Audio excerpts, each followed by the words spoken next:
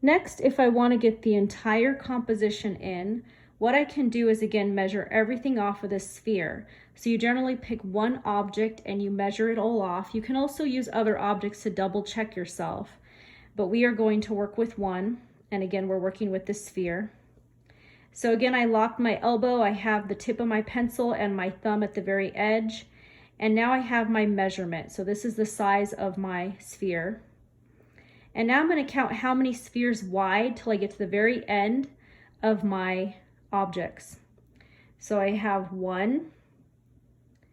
And then if I continue on, 2, it goes off the picture plane.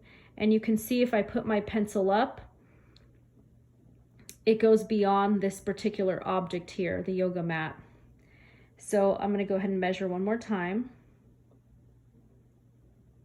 Okay, so there's 1 sphere in length, and then I can even just bring this up. I know it's not going to be completely straight, but I can see there's about a quarter left over here.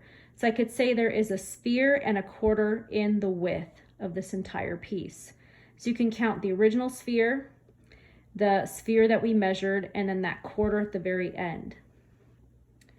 You can also check the relationship of how high this particular table is compared to the sphere, and all I need to do is put my pencil directly on top of the sphere and just move it around to kind of see where it intersects on this particular table surface. And I can see it intersects about 3/4 in. So half of this would be about this location, right? So we have a quarter, we'll say a half, and then 3/4 if we're just looking purely at this particular object.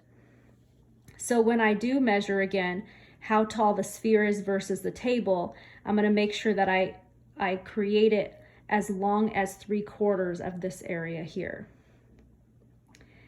If I want to measure other areas, I can just purely look at this form here, and I can measure directly just this particular table.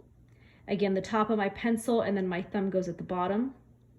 And I can see there is 1 and about a quarter again, because I have not the very top completed.